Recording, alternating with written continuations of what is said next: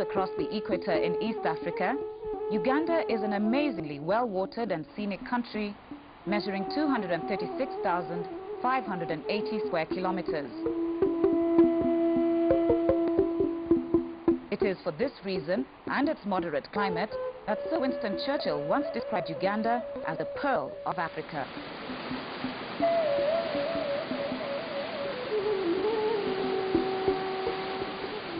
Lake Victoria, the world's second largest freshwater lake and the source of the legendary River Nile, links the country with its other East African neighbors, Kenya and Tanzania, and is a hub of major economic activities.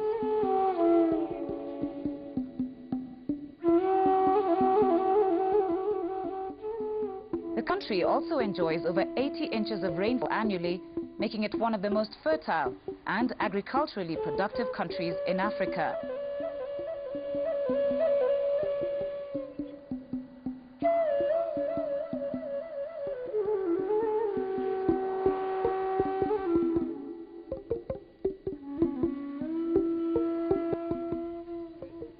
After decades of civil strife and economic plunder, Uganda is fast recovering its lost glory and prosperity through innovative macroeconomic policies put in place by the new National Resistance Movement government.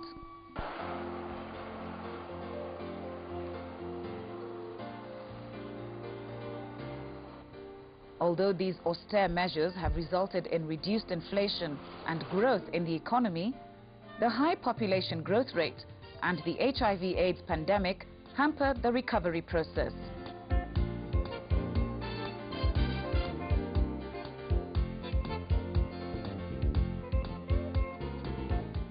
Kampala, Uganda's capital city, is a bustling metropolis.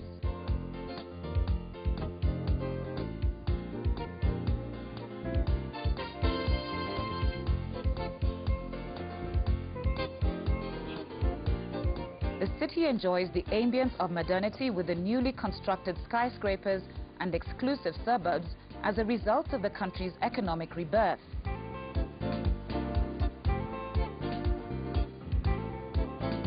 Lush green, the city is one of the most pleasant places to be in the world.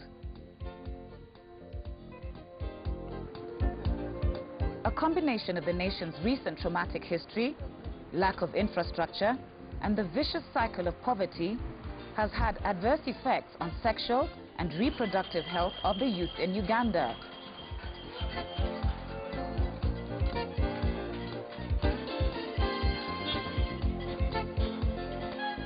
The pressures of rural-urban migration have given rise to widespread unemployment and the resultant urban poverty.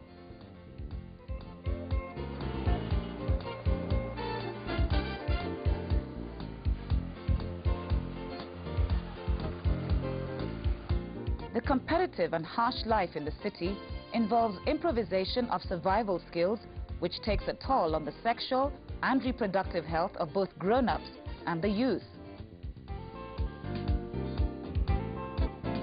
Kampala's situation is further compounded by problems associated with the HIV/AIDS pandemic.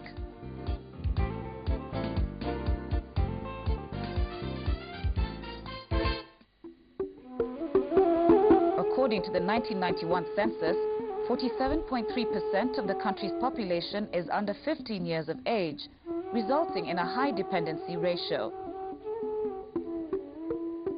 A national demographic and health survey conducted in 1995 revealed that 43% of girls aged under 19 years were either pregnant or were already mothers, making Uganda the country with the highest teenage pregnancy prevalence in Africa.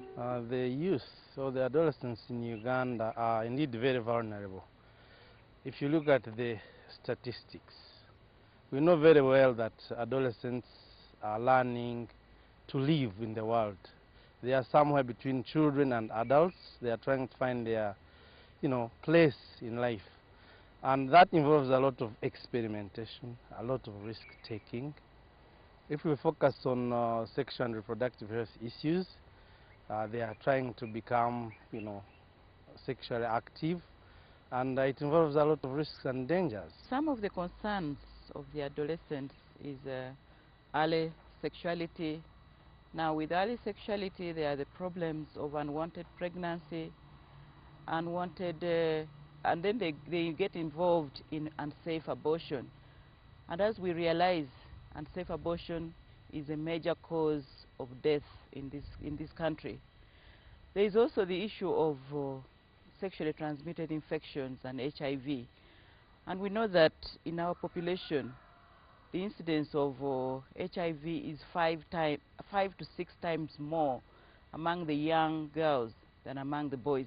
I've seen many young ones coming, having sex because they don't want, but this boy is the one paying school fees for her. The temptation mostly we girls we get, okay, we can be at school and we see our friends when they come when they've got money, okay, and yet our parents, for them they don't have a lot of money, they can manage to give us school fees and then, okay, small dressing, and yet, okay, we want to take some things there at school.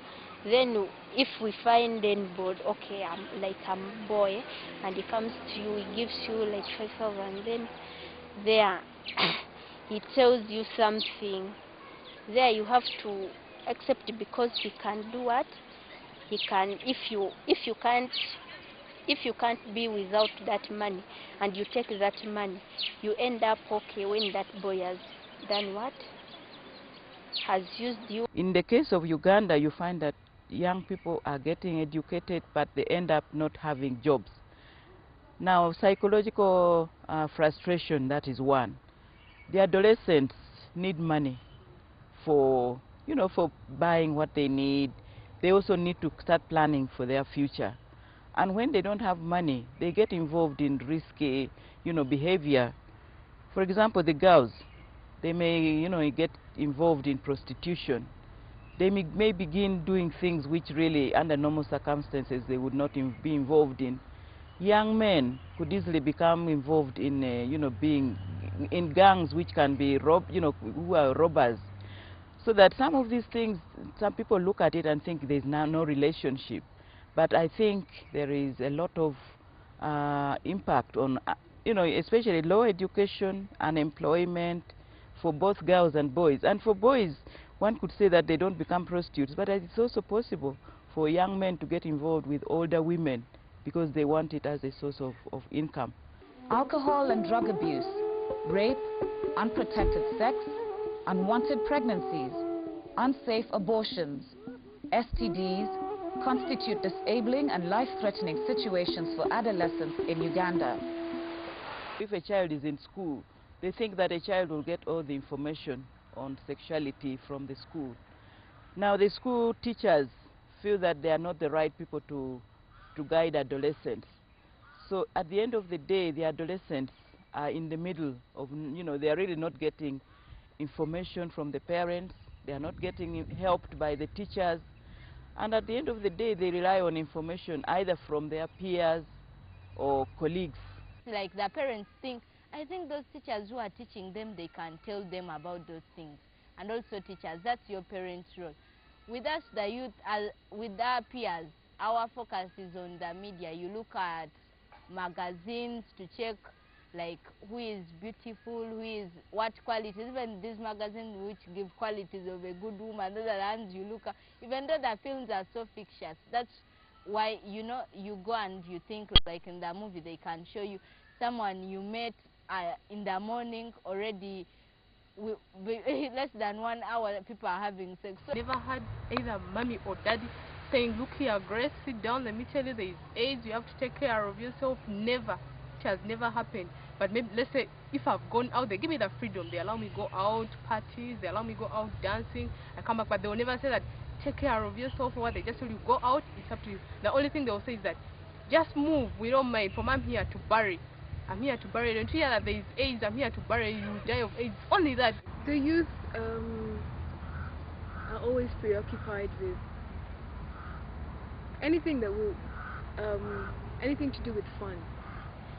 If it's going to the movies, going out dancing, and most of all drinking. That's a big problem I think we have. High girl child dropout rate from schools as a result of early pregnancy translates into lost educational and employment opportunities.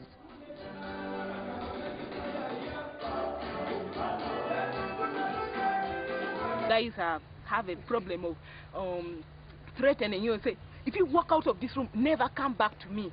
You know, this is the only time I've got you. Your parents are so strict. If I don't sleep with you now, when are we going to do it? You know, like having friends. You may be having like your friends, but all your friends have got girlfriends and others have got boyfriends. You be moving with them. You start telling your friends like stories, eh? You know, I've got my girl, what. Now, for you who doesn't have a girlfriend, they'll start laughing at you, like putting that pressure in you. Why don't you get one? Why don't you get one? And the end result, you may get one and make her like be pregnant. That will bring you some problems. Most young people are surrounded by myths. There are very many myths around. For example, before coming here, there was a myth that if a girl is a virgin at 16 years old, she may never enjoy sex. If you remember, in the old days, there was a system, you know, where adults or the grandparents or the aunties would educate the young people on sexuality and what they should do to protect themselves and so on. But we've had a breakdown in parental, guidance. We no longer have these traditional systems. You realize Uganda has also gone through a lot of wars, and this has interrupted the family structure. A lot of children no longer live with relatives. A lot of children are living on the street, and even where they are living with their parents, there is not much time, spent. I don't think now it is there, the role of aunties and uncles, because it seems life is getting difficult, that children are with their parents. There are so many, maybe orphans even to care for by uncles. So time seems to be reduced now, so that these aunties and uncles will have time. And also these young ones, they don't feel secure if you tell them to go to their aunt to teach them about sex. If you look at the pregnancy rate, we have a lot of teenage pregnancies. The last demographic and health survey which was done shows about 43% of our teenagers being pregnant. That involves dropping out of school. That means they are vulnerable to sexually transmitted diseases. They have not been spared by HIV. The sore prevalence is relatively high among this age group of young people or adolescents. So they are vulnerable indeed, and the statistics show that. And we know the kind of age they are going through, teenage, risk-taking. Anyway, if you've not yet planned for that pregnancy, it's a problem. But if you've planned for the pregnancy and you know, okay, if you produce the baby, how you will look after him or her, there you can't take that one to be a problem. But like us who are students, if you get pregnant and yet you are still at your mother's place or your guardian's place, there your guardian can be furious too when you get that pregnancy, and he can chase you away from your whatever, from home, and yet that boy is still also at his guardian's place, and he cannot manage to look after you. So there you can find a girl when she has to go to her grandparents, and yet her grandparents are old, they can't look after him, and they end up getting problems after they've produced the child, and the child doesn't have proper care. The government of Uganda recognizes that its population is its most valuable asset and an integral part of national development. The government also recognizes that urban youth constitute a special health risk group. The government, in collaboration with donor agencies, concerned non-governmental organizations and community-based groups, has put in place innovative national policies and programs to address sexual and reproductive health needs of the youth in Uganda. was not until after Cairo that we decided that through consensus that there are those things that make a difference in terms of reproductive health. People needed to have access, they needed to have relevant, appropriate, accessible, affordable services in reproductive health. That the quality of care was far from acceptable, and obviously we had to deal with infrastructure. Infrastructure had to make sure that when women and the adolescents who need services, they should have them in a respectable place that offers confidentiality and privacy. One of these initiatives is the Naguru Teenage Information and Health Centre, located approximately 5 kilometers away from Kampala city centre. The project is housed in the Naguru Health Centre in the peri-urban Nakawa division of Kampala district and occupies a small space measuring 9 by 10 meters.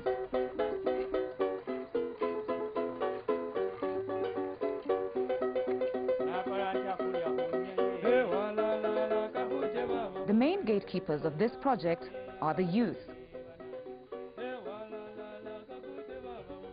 Volunteer peer educators, who are all young people, provide service delivery.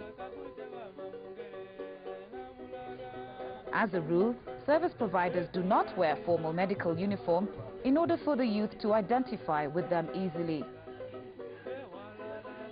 Naguru Teenage Information and Health Centre, short of Naguru Teenage Centre, really started, it was a natural occurrence really. Yeah, it started by a few professionals being concerned about the health of adolescents and putting down something on paper and saying, why don't we start something like this? We have a wide range of services. We have antenatal care. We have maternity. The people who actually antenatal here, they are also delivered here. We have a theater, so if there's any problem, everything is finished here. You don't have to be moved from here to another place for the operation. No, you come in here. It is a one-stop center. So we come here because everybody wants to be healthy. So if we feel shy of our bodies, that's not good. These people act as our ambassadors to other people in their homes, to their parents and to their other relatives. They spread the information about the services we offer in this unit. And we've got many people coming here through this youth center. A weighing machine is a major attraction at the center.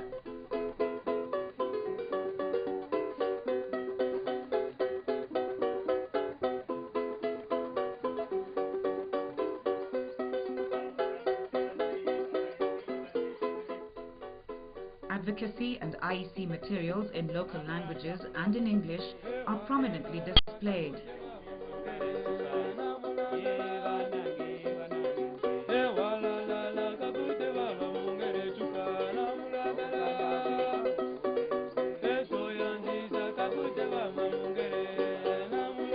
Young people are encouraged to read, discuss and take away these materials. Our approach here, particularly to these teenage people, is a friendly approach. It is not judgmental. You know, if this is a big problem, a teenager who has a problem, sexual problem, tends to be harassed by many people, including parents and teachers. But when they come here, we have our specially trained social workers and then the medical workers. So they come in, they are counseled in a friendly manner, so that when they then come into the center, everything is done in here, so that they don't have to go to another place where they may get a stigma attached to them. You know, all this for us, we handle them here carefully. We explain what is on offer. We tell them this is not the end of the world.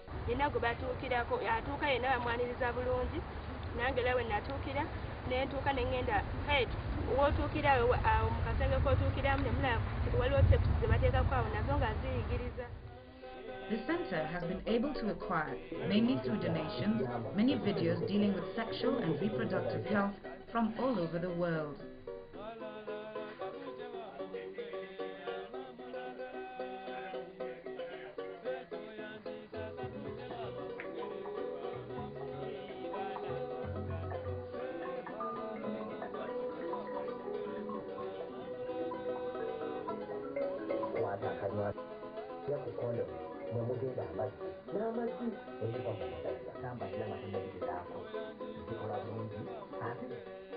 The videos have proved a popular icebreaker and motivational hook for the majority of the young clientele.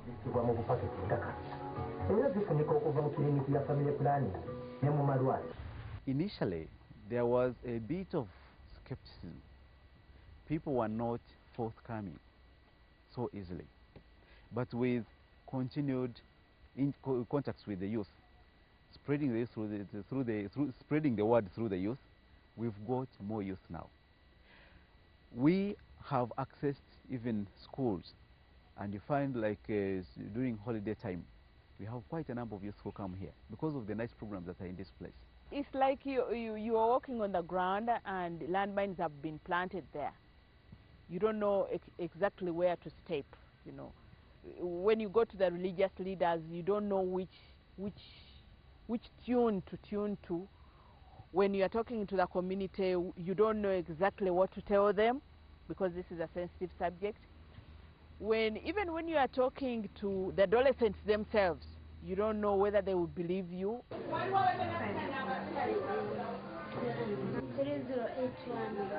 To ensure total confidentiality, all the clients who come to the Centre for Services are registered and identified by number throughout. There are only 6 core staff working at the centre, 3 female and 3 male, who provide specialized services. Of these, only 2 are aged beyond 30 years.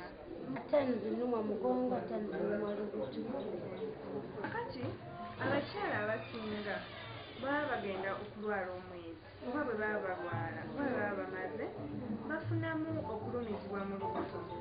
Ekintu kino kijja lwa nsonga nti bw'oba otandika okulwala nabaanawo agenda neyekwata bw'ati bw'amala n'aza bw'akola bw'ati n'aza kyokala nti ofuna ki obulumi obwo era bugenda gwe bukendeera gy'okoma ogenda okulwala ennaku z'ogenda ng'onootera okumala nazo zigenda zikola ki obulumi nga bukendeera makerenda n'obeera ng'omirako nga kuweza naye si kwebaka gy'okoma okwebaka n'obutakola n'olubuto gye lukola ki gye lukoma obulumi kyokola naye omuntu gw'okola obadda ku buliri weebake osikesike mu lubuto bw'oti actually ng'okolamu muli exercise mu lubuto luleme kubeera nga lukola ki nga luli wamu oyinza n'okuyimirira ku kisenge era neweesigama neweesika bw'oti kikuyambako olubuto luno okubeera nga lukola ki lulina kye lukola munda nabana nga alina kyakola ki kyakola kakati ekyo bw'okimala osobola okukwata eccupa.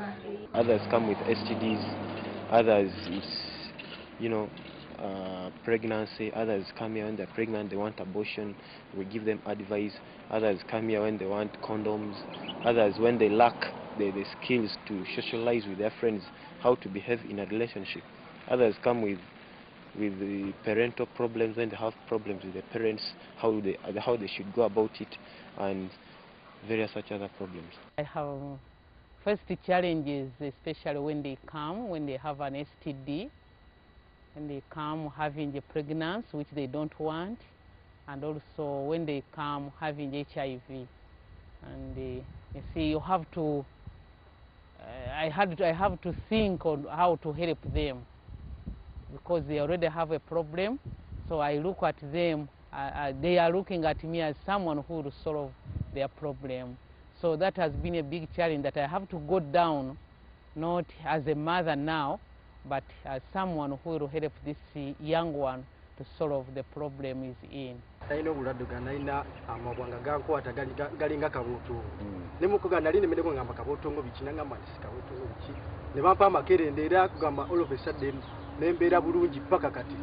Constitution itself, the new Constitution of 1995, has a number of provisions there which strengthen the position the environment through which the population program could be working. Decentralization policy is another policy environment that help us to be able to move away from the center to where the people are. We also have the population policy, of course, which has been in place, which has strengthened our ability to do certain things. And coupled with that, Uganda has a gender policy. We have a health policy that is coming on. We have adolescent health policy, which is coming on, specifically also giving areas of priority. Decentralization has made it easier for planning, bottom-up planning, because now people can plan based on really proper information and also look at their real needs. The other thing is that resources, looks like more resources become available and people feel more empowered because they are the ones who make decisions. We'll take an example of the Teenage Centre here. The people themselves come here and identify their own problems.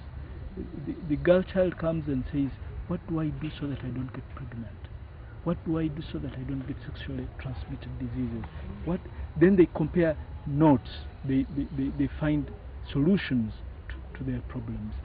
Young people also provide comments on the quality of service provided at the centre, as well as suggestions for improvement. Extra demographic data on the clients is also recorded for monitoring and evaluation of the services. The information is later entered into the computerized project database for analysis. If you keep your records well and periodically you analyze these records, there is another thing, having records and putting them there. But maybe on a quarterly basis, you know where you analyze these records. Then you know which way you are going. You know who you are not reaching. You know who you are not reaching. Or who you are reaching and who you are not reaching. I'll give you an example. When we started, we were seeing more males than females. And the males who used to come would come and just play cards and what? Sincerely, recreation, though it is very important, I think it wasn't what we wanted. We wanted young people to come for a service. So we said, what? Now, what do we do? How do we reach the females? We said, let's start outreaches in schools. We did that. And we also started having some announcements on some of the FM stations. And that helped the females to come up. Our staff is very teenage friendly. The teenagers who come here, they identify very easily with the staff because they are young, and the way they reason with them, they feel like they're of the same level, so they can't fear telling out their problems. Our hospitals and our clinics are very, very friendly to the young people, both in terms of the setup, the infrastructure, the layout, but also the staffing, so all this, and also the people who are personnel in these clinics, in these areas, they are not really given skills to be able to deal with adolescents. When you are working on patients, general patients, you work as a duty. Now, in the teenage center, when you are working for young ones, you feel that you have to help this young one, and you feel you have to be more friendly to this young one, and also you feel you don't say, now it is 4 o'clock, I have to leave, because this young one is here. You feel you are under obligation to fulfill this commitment of working for the young ones. So it calls to more commitment on a service provider. Nagenda okujjana naye nange nasookanga kulya mu bannange nga boogera ku ssomero eyo nga mikwano gyange gyogera nti ekiri e Naguru abavubuka bonna babeetaaga mujja babaaniriza bulungi kale ebintu bye bakolera ng'okubajjanjaba naye nga babajjanjabira bwereere. Naye nange nalinawo ekizibu nesalawo okujjana e Naguru natuuka kale hospitality yali nnungi kuba nti batwanirizanga bulungi boogera bulungi n'abantu sigamba nti babakumanyi oba tibakumanyi. At least 2 open group discussions dealing with topics selected by the clients are carried out daily. Kati omukyala wabanga alina ogikozesa alina okutuula kyabugazi nakola ki n'akwata kaweta kano n'akakola ki n'akawetamu ne kabanga kasobola okuyingira eri mu mukyala we kati alina okuba nga akola ki akayingiza wamala okayingiza ne katuuka nga wano abatasobola akayingiza konna akayingizako kitundu wamala n'ateekayo olugalo lwe munda mukondo muno n'asindika kino ne kiyingira ne kituula nga kuna abaana kino kiba nga kisigadde bweru tekasobola kubuliramu sobola nga bakola akawetanga ki kaneneko okusinga kana akayingira. With the Westerners, we have a way we use the kachafali. Can it affect the woman? Either the condom to burst? The best thing to do would you would resort to a male condom. Then you put it on them. You perform all the styles that you want. Munsi batenga Uganda. Wabeerawo condoms ezijja Ministry of Health kyesooka n'ezikebera n'emanya nti on average omusajja wa Uganda alina akantu kakoma wangu koma waliwo ne condoms ezimu zetwawulirako nti zajja naye nga ne balaba nti tezijja kutuuka bakyaliwo Okecha ne bazizaayo kugamba kondom omwami owa Uganda gy'anaakozesa tejja kuba y'emu n'omusajja owa China oba wagitaddeko ng'olinga azingiraba olinga azizaayo gamba eno yavuddeko dda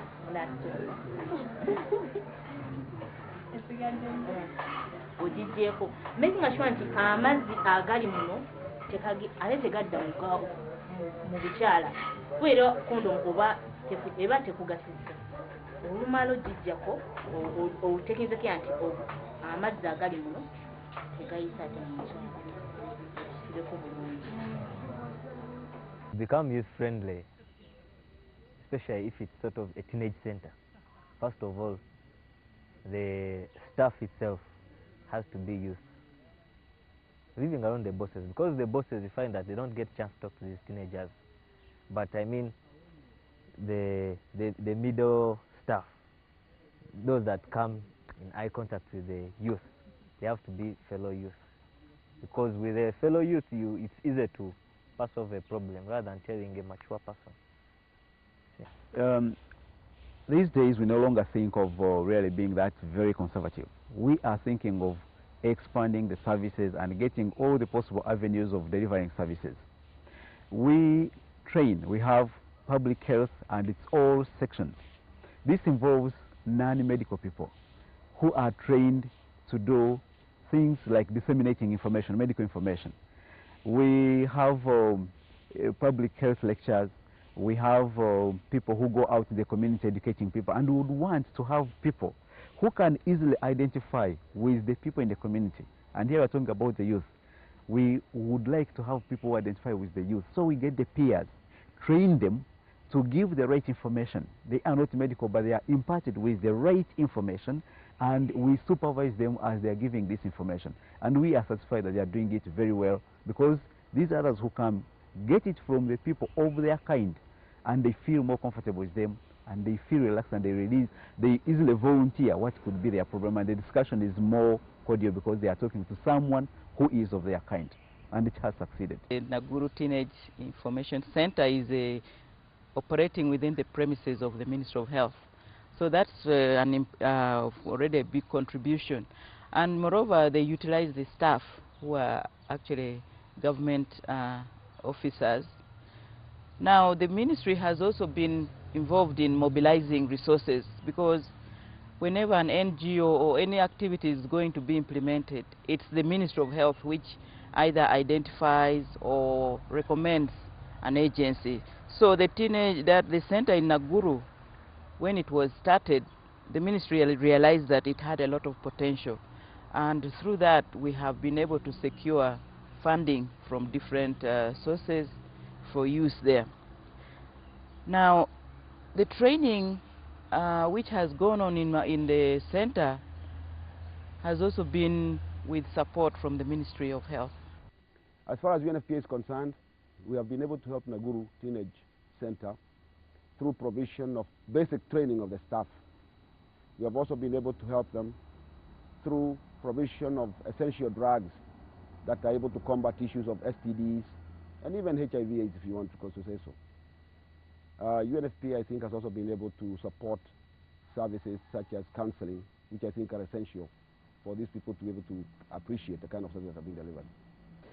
I think in Uganda you have so many different radio channels and decentralization of everything, including radio, so that so many FM radio stations have sprung up in the last 5 to 8 years, and that's what young people listen to. I heard it when they announcing it on the radio, and then I had my friend there at school.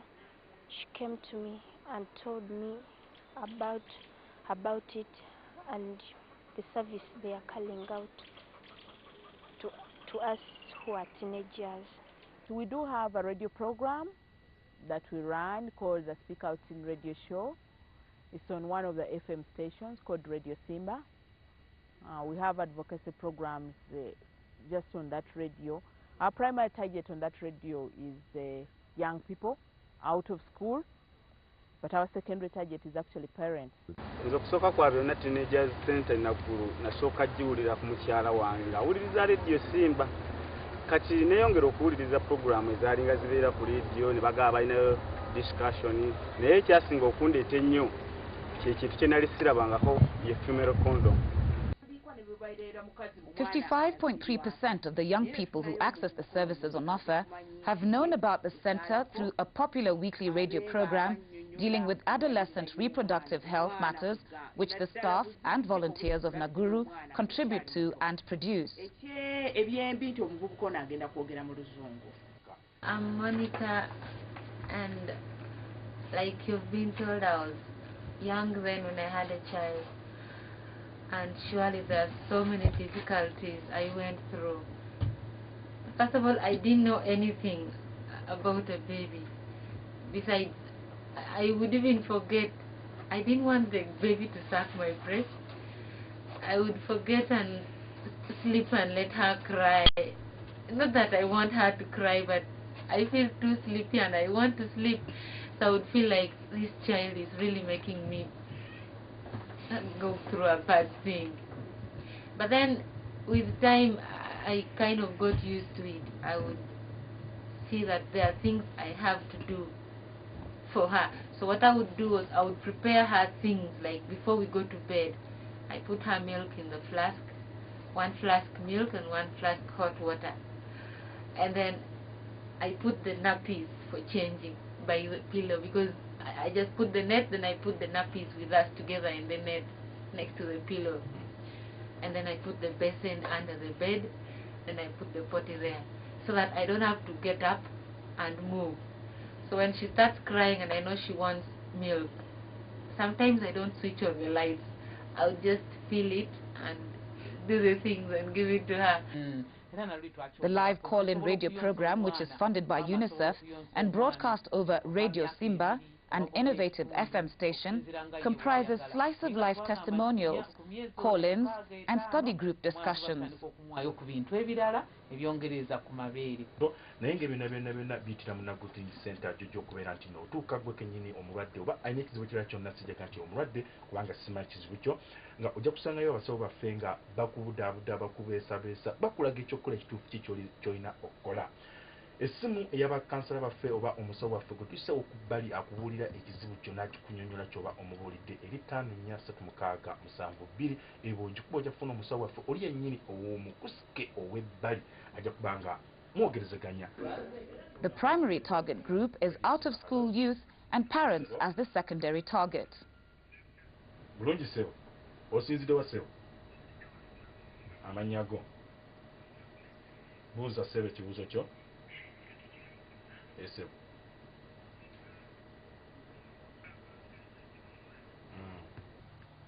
Donor collaboration as far as the Teenage Centre is concerned has been very, very useful. As you are aware, UN agencies have got different mandates, but the type of services that are being rendered to the teenagers or to the adolescents are very varied. We are not just talking about provision of services. I just talked about the basic, other essential services like basic skills, training.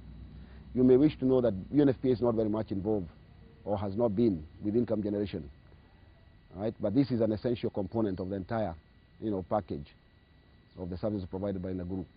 So if you look at UNICEF, it has been able to provide some of these services, as UNFPA also provides some other services.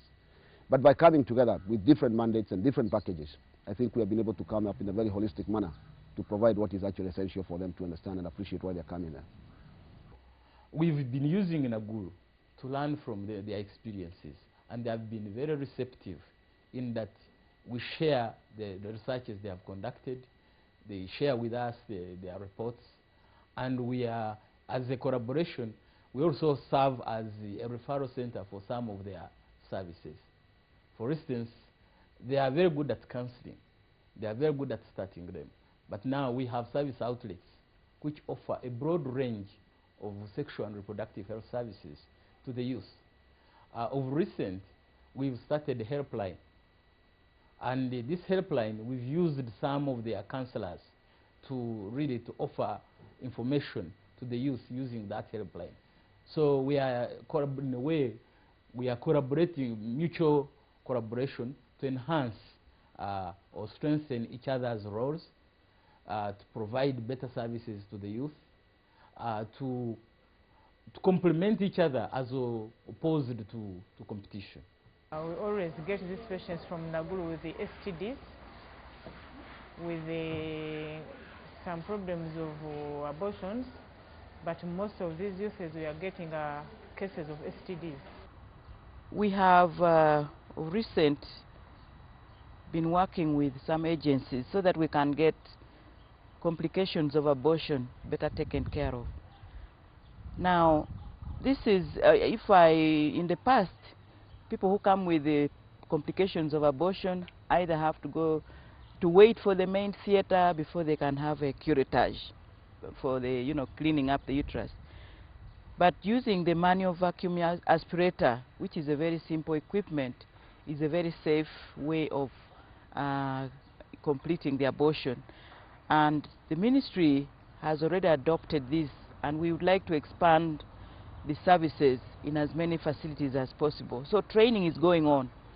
And we think that this is one way in which we can at least save these adolescents when they come with incomplete abortion. When they come in with the abortions, actually they're anxious, they don't know what to do. But we have a policy here that whenever they leave the hospital, we have to counsel them, which is called post-abortion care and counseling. We really look at the care before we discharge them, and later, after discharging them, we counsel them, we initiate them with some methods we have here. The project is a member of regional and international networks like East African Reproductive Network, Adolescent Reproductive Health Network for Eastern and Southern Africa, CEDA Partnership in Adolescent Health. We've also gone on international levels because we've got quite a number of people who are interested in youth programs who come to visit us in Naguru Health Centre. And our unit has become much more popular because of this service we offer to the youth. I am in Uganda along with 6 of my colleagues to understudy the phenomenon of AIDS and HIV in this country. We understand that since last decade, this country has embarked on a control of HIV/AIDS, and they have been highly successful in that endeavor. And the people of Benue State who are currently experiencing that scourge would definitely want to go through the same history of success. And we feel that Uganda is a test case, Uganda is a success story that we can benefit from. The center has continued to generate interest in Uganda and abroad. So that is the program that has brought in most of the young people.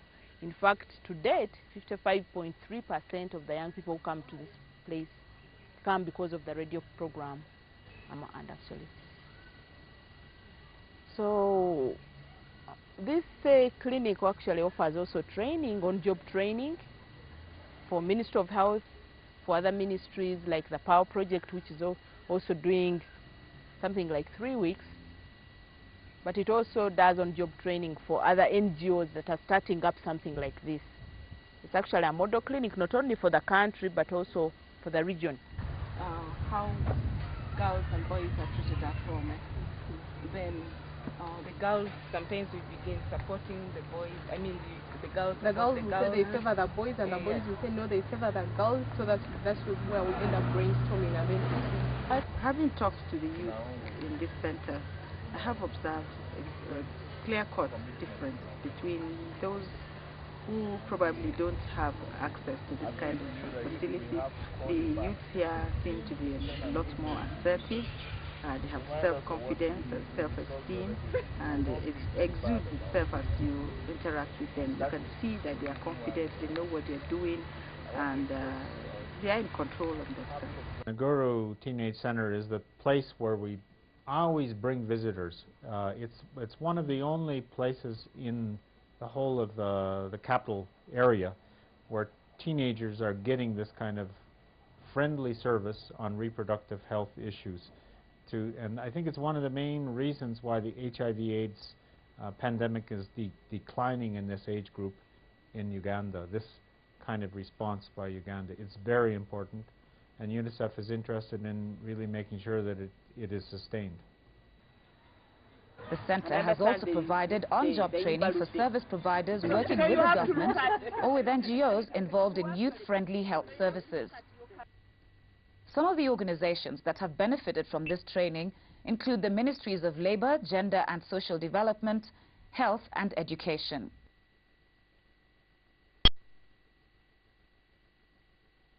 Saturday has proved to be a popular day for open discussions targeted for specific groups.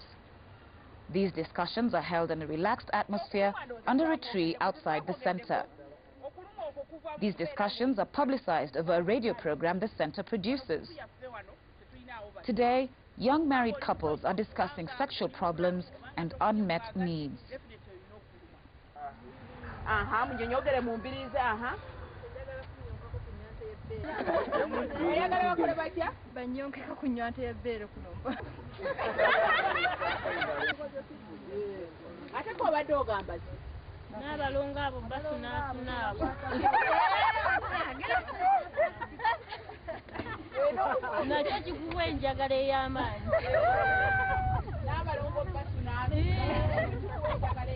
Naguru has not been there for a very long time, but in the short life that it has been around, it has been able to prove and show that actually the youth can become part of the national development. We can show this by the number of teenagers, for instance, who are availing themselves of these services. They are coming in hundreds. They are not only being asked to have the services, they are demanding for these services. But I think it's also important to notice that one of the biggest handicaps we had before were in terms of parental involvement in some of these programs, because most parents don't want their children to be involved in these issues. But the fact of the matter is that these children are also doing what the grown-ups are doing anyway. I know that through the Ministry of Education, we are now able to give information to young people in schools. Reproductive health, we would like to see it better integrated into school, within the school curriculum. But the Ministry of Education, we know, is opposed to having the actual family planning services within their premises. I think we have no problem with that, as long as the information can be given to adolescents, and if they need to have family planning services, they would know where to go. Emirundi egisinga obungi nze waliwo bembadde njogerako nabo abatonotono nga bantuma ebizibu byabwe nenzija mbibuuza kati nga waliwo omuntu omu yambuuza lwaki nakutukako omulongo omu nenkireeta nenkibuuza ne bagamba nti aziba ndwadde za bukaba naye nga yali takimanyi ng'ate omulongo omu yakutukako. I have to say we've been successful. We have our own problems, we have had our own challenges, but in a way we can say that we have been successful.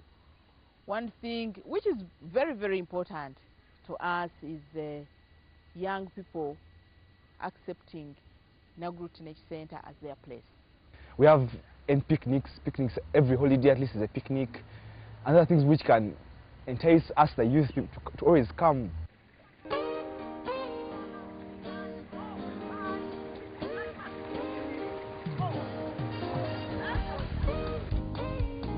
Another popular activity for the center's fraternity is the picnic outing. This project activity and the indoor games draw 5.3% of the attendees. 32.2% have accessed services through peers as sources of knowledge for the project, which is a good indication of youth friendliness and satisfaction in service. I want you to write something you like and you don't like about the person. Trevor. Wow. You have my name. Wow. Bob.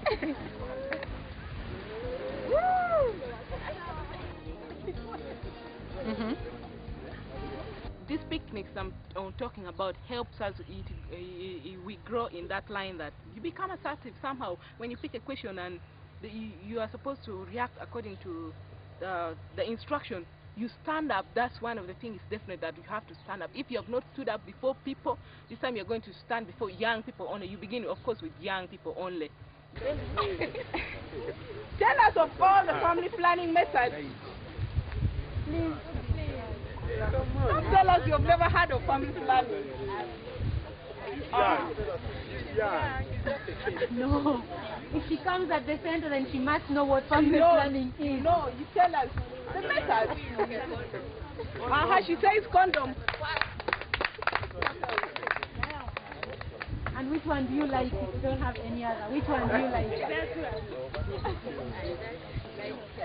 She doesn't like it. Maybe she doesn't plan to have a family.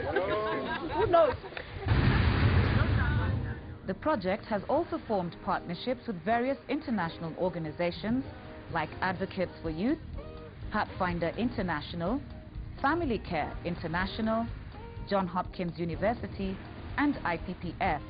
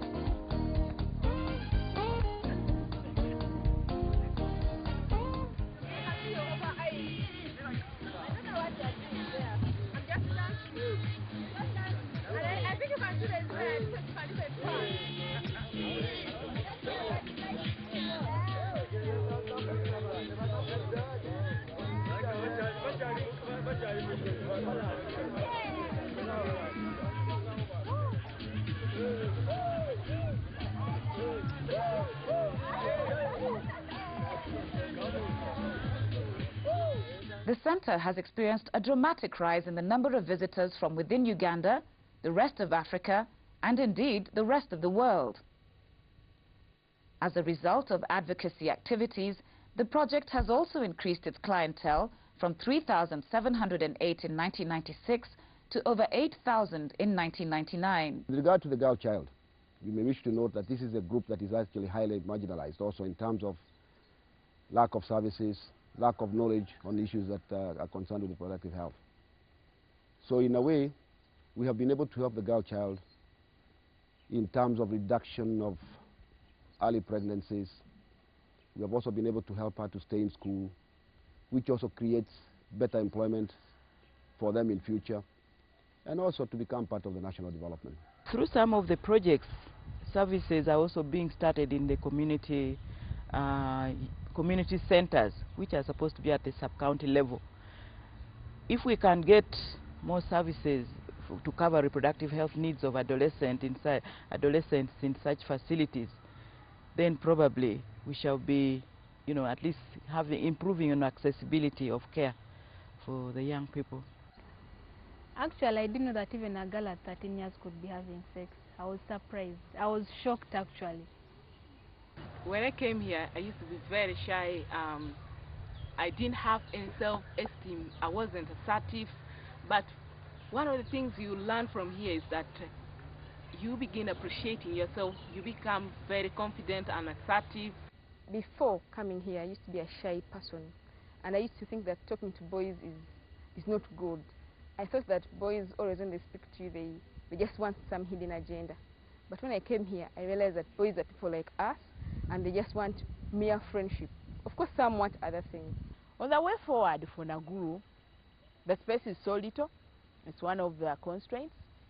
We intend to expand in terms of space and maybe become something like a resource center for the region. Why not? Before we didn't have a working relationship, and as a result there was no affection. For everything to move, there must be that affection, both in homes and in society. It's commitment. You know, you commit yourself to young people. You take your time and understand them, and you dance to their tune. The success of the center can be attributed to many complementary factors, including Uganda's enabling and open environment, community and parental support, core staff and volunteer commitment, and above all, the acceptance of project ownership by the youth.